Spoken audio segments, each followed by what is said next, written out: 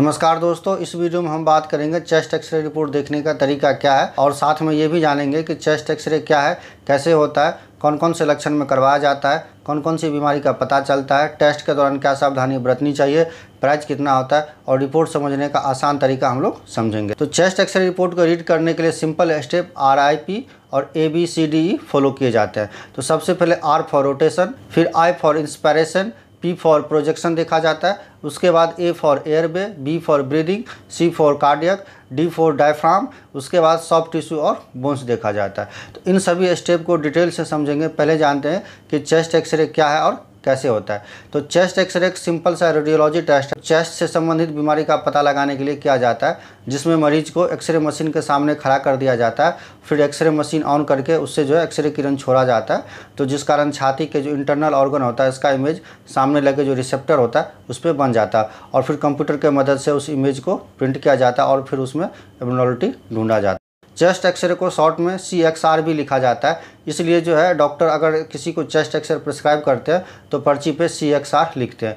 अब हम लोग जानते हैं कि चेस्ट एक्सरे कौन कौन से लक्षण में करवाया जाता है। तो जब किसी व्यक्ति को छाती में दर्द होता है तो चेस्ट एक्सरे करवाया जाता है, खांसी के साथ बुखार होने पर चेस्ट एक्सरे करवाया जाता है, लंबे समय से अगर खांसी है तो उसमें करवाया जाता है, सांस लेने में तकलीफ हो तो करवाया जाता है, बलगम के साथ खून आ रहा तो उसमें करवाया जाता है, अगर छाती में किसी मेडिकल इंस्ट्रूमेंट की पोजीशन जानना हो तो उसके लिए करवाया जाता है। जैसे अगर कोई बच्चा कुछ सिक्का या मेटल निकल गया हो तो उसका पोजीशन पता लगाने के लिए, सांस की नली में ट्यूब जो इंसर्ट किया वो सही से गया या कहाँ गया है तो उसका पता लगाने के लिए, पेस मेकर का पोजीशन क्या है तो उसका पता लगाने के लिए जो है यह करवाया जाता है। अब हम लोग जानते हैं कि चेस्ट एक्सरे से कौन कौन सी बीमारी का पता चलता है। तो चेस्ट एक्सरे से निमोनिया का पता चलता है, ट्यूबरक्लोसिस का पता चलता है और COPD का पता चलता है, न्यूमोथोरेक्स का पता चलता है, कार्डियोमेगाली का पता चलता है जिसमें हार्ट का साइज बढ़ जाता है, छाती में पानी भर जाता है जिसको प्लूरल इफ्यूजन बोलते हैं उसका पता चलता है, लंग कैंसर का पता चलता है और अगर हमारे छाती की हड्डी में कुछ ब्रेकेज हुआ है, कुछ इंजरी हुआ है तो उसका पता चलता है, जैसे रिब्स की हड्डी टूट जाना, तो इस सब का पता चलता है। चेस्ट एक्सरे का जो प्राइस होता है 700 से 900 रुपये तक होता है। लेबोरेटरी वाइज इसका प्राइस चेंज हो सकता है और इसका जो रिपोर्ट है वो सेम डे मिल जाता है और इसके लिए जो है खाली पेट टेस्ट कराने की ज़रूरत नहीं होती है, यानी कि आप खाना खाने के बाद भी किसी भी समय आप यह टेस्ट करवा सकते हैं। तो इसके लिए सावधानी का ये होता है कि ज्वेलरी आपको रिमूव करना होता है, गले में आप ज्वेलरी अगर पहन रखें तो उसको रिमूव करना होता है, अगर आप शर्ट पहन रखें तो शर्ट को जो उतारना होता है, अगर महिला जो ब्रा पहन रखी है तो उसको जो है उतार करके हॉस्पिटल का जो गाउन होता है वो पहन के ये टेस्ट करवाना होता है, क्योंकि जो ज्वेलरी और का इमेज जो है उसमें दिखने लग जाता है। एक्सरे फिल्म जो है ब्लैक एंड वाइट क्यों हमें दिखता है? ऐसा इसलिए कि हमारे छाती के अंदर जो है लंग्स होता है, हार्ट होता है, हवा होता है, पानी होता है, ब्लड होता है, हड्डी होता है, तो ये सभी जो है ऑब्जेक्ट होते हैं जिसका घनत्व जो है अलग अलग होता है। तो जो एक्सरे किरण की एक खासियत ये होता है कि ऑब्जेक्ट के घनत्व के अनुसार से वो अवशोषित होता है, यानी कि जिसका जितना ज़्यादा घनत्व होगा जो है एक्सरे किरण उस ऑब्जेक्ट जो है ज़्यादा अवशोषित करता है, कि ज़्यादा घनत्व वाले ऑब्जेक्ट जो है एक्सरे किरण को ज़्यादा अवशोषित करता है और कम घनत्व वाले जो ऑब्जेक्ट होता है वो एक्सरे किरण को कम अवशोषित होता है। तो इस कारण से जो है जो कम घनत्व वाले ऑब्जेक्ट होता है उससे किरण जो है एक्सरे किरण जो है आर पार निकल जाता है या बहुत ज़्यादा निकल जाता है, इस कारण से वो ब्लैक कलर का दिखता है और जो है अवशोषित कर लेता है वो वाइट कलर का दिखता है। तो जो मेटल होता है इसका जो डेंसिटी होता है बहुत ही ज़्यादा होता है, तो मेटल जो है एक्सरे किरण जो है बहुत ज़्यादा अवशोषित कर लेता है, यानी कि अब्जॉर्प्शन जो एक्सरे किरण का बहुत ही ज़्यादा होता है, इस कारण जो है वो ब्राइट वाइट दिखता है।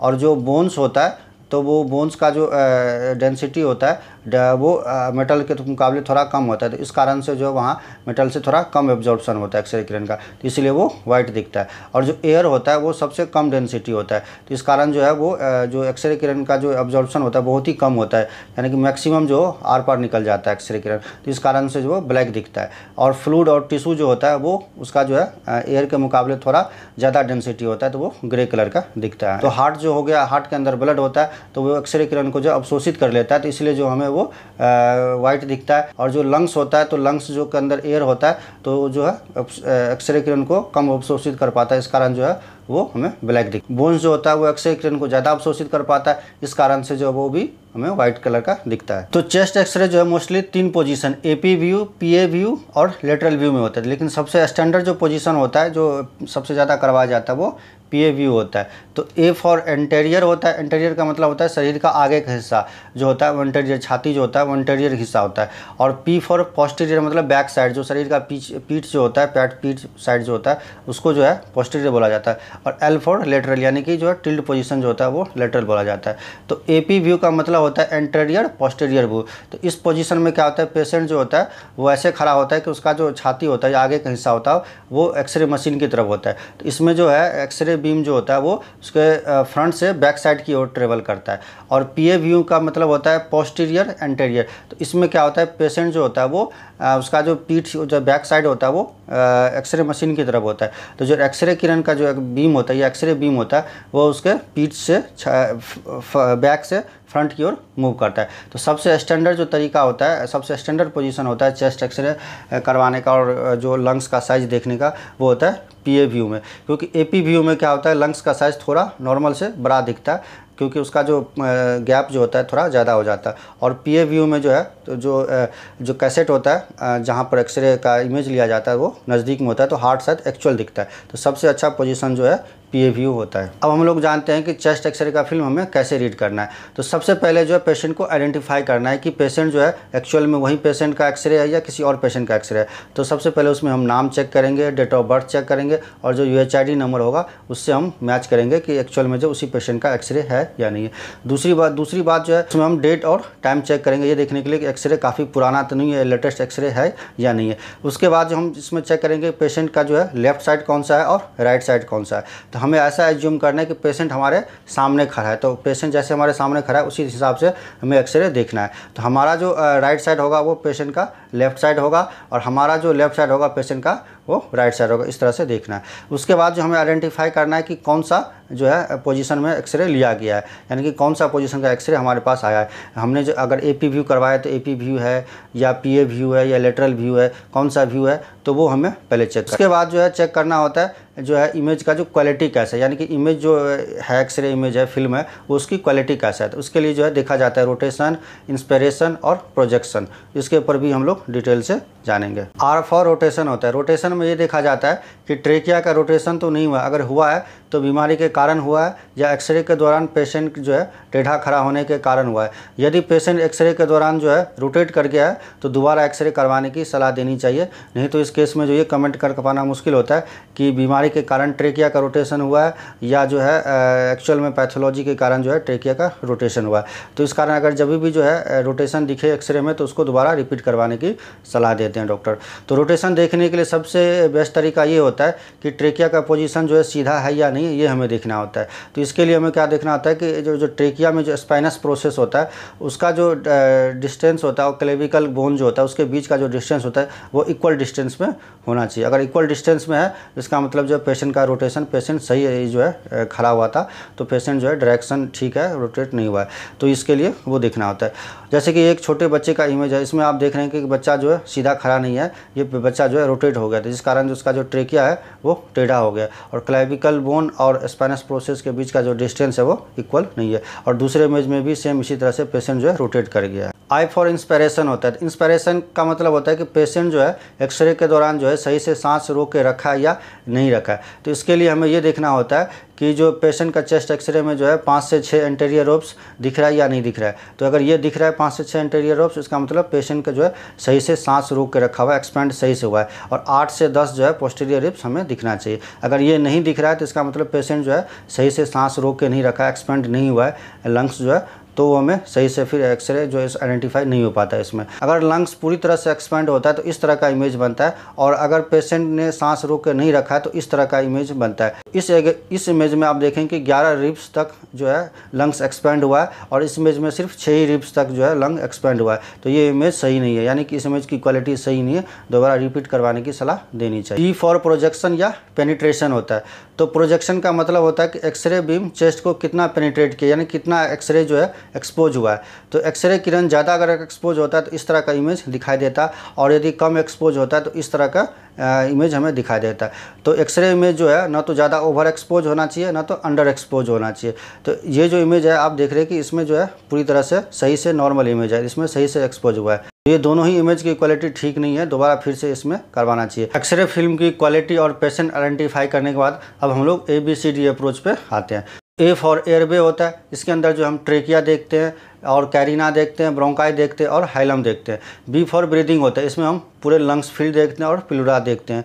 सी फॉर कार्डियक होता है, यानी कि इसमें हार्ट साइज और हार्ट का बॉर्डर देखते हैं। डी फॉर डायफ्राम होता है, इसमें हम डायफ्राम की पोजीशन देखते हैं, शेप देखते हैं। कॉस्टोफेरेनिक एंगल देखते हैं, इसको CP एंगल बोला जाता है, और कार्डियोफेरेनिक एंगल बोलते हैं, तो ये देखते हैं हम। और ई फॉर एवरीथिंग एल्स होता है, यानी कि इसके अलावा जो भी चीज़ें होते हैं सब हम इसको आइडेंटिफाई करते हैं। जैसे मीडिया स्टेनम हो गया, बोन्स हो गया, सॉफ्ट टिश्यू हो गया, ट्यूब हो गया, डिवाइस हो गया, कोई मेटल हो गया, तो सारी चीज़ें हम उसमें आइडेंटिफाई करते हैं। ए फॉर एयरवे होता है, इसमें ट्रेकिया का डेविएशन देखा जाता है कि किस कारण से जो है ट्रेकिया का डेविएशन हुआ है। तो ट्रेकिया को कोई चीज़ पुश कर रहा है या पुल कर रहा है तो ट्रेकिया का डेविएशन हो जाता है। तो इस इमेज में आप देखेंगे ट्रेकिया जो है नॉर्मल है, लेकिन इस इमेज में जो है प्लूरल इफ्यूजन के कारण जो है ट्रेकिया जो है इमेज में जो है लंग कोलैप्स हो गया, जिस कारण जो है ट्रेकिया को जो है अपनी ओर पुल कर रही है। तो बी फॉर ब्रीदिंग होता है, इस स्टेप में हम लंग फील्ड और प्लूरा फील्ड देखते हैं कि लंग फील्ड जो है क्लियर है या नहीं है, क्योंकि लंग में एयर होने के कारण जो है लंग फील्ड जो है ब्लैक दिखता है। लेकिन अगर ब्लैक की जगह जगह कहीं अगर वाइट दिखे तो वो एबनॉर्मलिटी का साइन होता है। जैसा कि इस इमेज में हमें दिख रहा है कि एक नॉर्मल इमेज है, लेकिन ये जो है एक एबनॉर्मल इमेज है। तो इसमें यहाँ पर जो है देखेंगे कि लंग्स के जो लोअर जोन होता है उसमें थोड़ा वाइट दिख रहा है, जबकि नॉर्मल इमेज में जो है वो यहाँ पर ब्लैक दिख रहा है। जिसका मतलब इस इमेज में जो है पेशेंट को जो निमोनिया हो रहा है। तो इस इमेज में भी आप देखेंगे कि इस एरिया में और इस एरिया में जो है थोड़ा वाइटिश टाइप का दिख रहा है, वाइट टाइप का दिख रहा है, जिसका मतलब ये भी जो है निमोनिया का साइंस होता है। इस इमेज में आप यहाँ देखेंगे कि लंग्स जो है कंसोलिडेशन हो गया, तो ये जो है ट्यूबरकुलोसिस का साइन होता है। अगर यहाँ पर अगर कुछ पैची दिखे, वाइट दिखे, तो ये जो है वो ट्यूबरकुलोसिस का साइन होता है। इस इमेज में आप देखेंगे कि कहीं पर डॉट डॉट करके वाइट करके है, तो ये लंग कैंसर का होता है, जो है यहाँ पर मांस बढ़ गया तो लंग कैंसर का ये सिंबल होता है। सी फॉर कार्डियक होता है, कार्डियक में जो हम हार्ट का बॉर्डर देखते हैं और उसका साइज शेप देखते हैं। तो अगर हार्ट का जो है साइज बढ़ जाता है तो उसको कार्डियोमेगाली बोलते हैं। तो कार्डियोमेगाली केस में हार्ट फेल्योर के केस में जो है हार्ट का साइज जो है वो बढ़ जाता है। जैसे कि आप इस इमेज में देखेंगे कि हार्ट का साइज बिल्कुल नॉर्मल आपको यहाँ पर दिख रहा है। ये जो है यहाँ से जो यहाँ तक का जो एरिया होता है उसको कार्डियक एरिया बोला जाता है, कार्डियक जो रेशियो बोला जाता है, और ये जो एरिया होता है वो थोरेसिक रेशियो बोला जाता है। तो इन दोनों का जो रेशियो होता है 50% से ज़्यादा नहीं होना चाहिए, यानी कि कार्डियक रेशियो जो है थोरेसिक रेशियो के 50% से ज़्यादा नहीं होना चाहिए। अगर ज़्यादा हो तो इसका मतलब हार्ट का साइज बढ़ा हुआ माना जाता है। और हार्ट का साइज जो परफेक्ट जो पोजीशन होता है वो PA व्यू में परफेक्ट पोजीशन आता है, क्योंकि पोस्टीरियर और एंटीरियर पोजीशन में जो होता है पेशेंट का जो हार्ट होता है वो रिसेप्टर के बिल्कुल क्लोज होता है। तो जो एक्चुअल जो हार्ट का साइज होता है वो एक्सरे इमेज में दिखता है, और जो AP व्यू होता है उसमें जो है हार्ट जो है थोड़ा रिसेप्टर से थोड़ा दूर होता है, तो उस कारण जो हार्ट का साइज थोड़ा हमें बड़ा दिखता है। AP व्यू में हार्ट के साइज पे कमेंट कर पाना थोड़ा मुश्किल हो जाता है। तो जैसा कि आप इस डायग्राम में आप देख रहे हैं, इसमें जो है हार्ट का साइज जो बिल्कुल नॉर्मल है, और दूसरे इमेज में जो हार्ट का साइज जो है थोड़ा बढ़ा हुआ है, यानी कि हार्ट का साइज जो है एक्सपेंड हो गया है, तो इसको कार्डियोमेगाली बोलते हैं। इसमें डी फॉर डायफ्राम होता है, तो इस स्टेप में जो हम डायफ्राम का शेप और उसका पोजीशन देखते हैं। तो डायफ्राम जो हमारा यहाँ पर नीचे इस जो पोजीशन है ये डायफ्राम का पोजीशन होता है।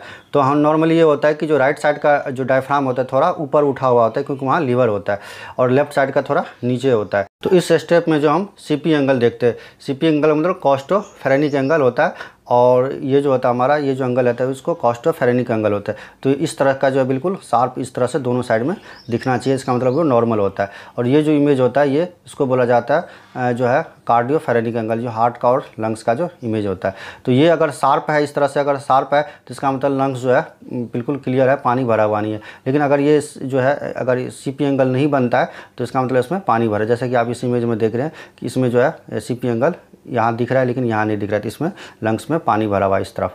दूसरे वाले में भी आप देखेंगे कि यहाँ पर CP एंगल दिख रहा है लेकिन इस वाले में CP एंगल नहीं दिख रहा है, तो यहाँ पर इसमें लंग्स में पानी भरा होता है। तो CP एंगल अगर नहीं दिख रहा है तो इसका मतलब लंग्स में पानी भरा होता है। अब उसके बाद जो हम E फॉर एवरीथिंग, यानी कि उसके अलावा जितने भी चीज़ होता है वो हम इसमें देखते हैं। जैसे सॉफ्ट टिश्यू हो गया, बोन्स हो गया, या कुछ मेटल हो गया, या कहाँ पर क्या पोजीशन है, तो सब चीज़ें हम देखते हैं। हड्डी वगैरह की कि हड्डी फ्रैक्चर तो नहीं है। तो ये जो एरिया होता है ये सॉफ्ट टिश्यू का एरिया, तो यहाँ पर देखते हैं कि यहाँ पर किसी प्रकार कोई एबनॉर्मलिटी है या नहीं है। उसके बाद जो हम ये बोन्स देखते हैं कि बोन्स कोई फ्रैक्चर है या नहीं है, क्लेविकल ठीक है या नहीं है। तो ये सारा चीज़ें जो हम उसके अलावा मीडिया स्टर्नम देखते हैं, ये जो वर्टिब्रेट होता है ये हम देखते हैं इसमें कि इसमें कोई एबनॉर्मलिटी है या नहीं है। तो आई होप ये वीडियो आपको पसंद आया होगा। यदि वीडियो पसंद आया तो वीडियो को लाइक कीजिए, शेयर कीजिए और दूसरा पार्ट जरूर देखिए जिसमें मैं और भी डिटेल से जो एक्सरे के ऊपर बताऊँगा। तो ऐसी और भी इन्फॉर्मेटिव वीडियो के हमारे चैनल को सब्सक्राइब कीजिए। Thank you for watching. Bye bye.